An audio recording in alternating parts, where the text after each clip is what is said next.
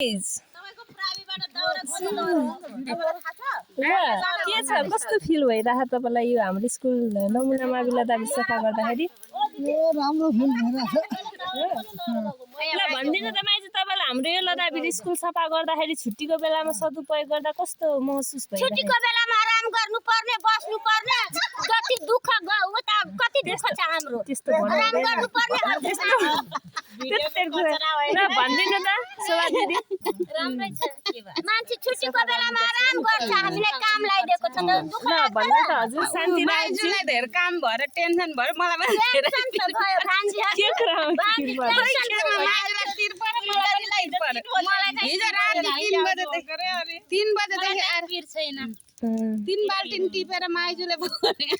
ल स्मृति मिस यहाँनिर सबै कुरा हेर्दाखेरि मेरो केही योगदान छैन मेरो योगदान भनेको मैले आएर भर्खर बसेको मेरो योगदान ल नानी तिम्रो केही छ भन्नु ह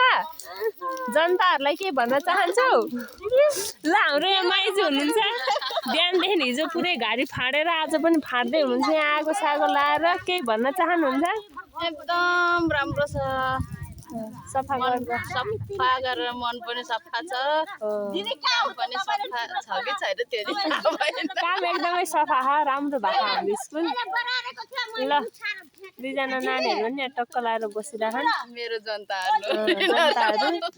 माइजूको जनताहरू यिनीहरू चाहिँ यहाँ सफा गरेर रमाइलो गरेर बसिरहन् यहाँ सबैजना ल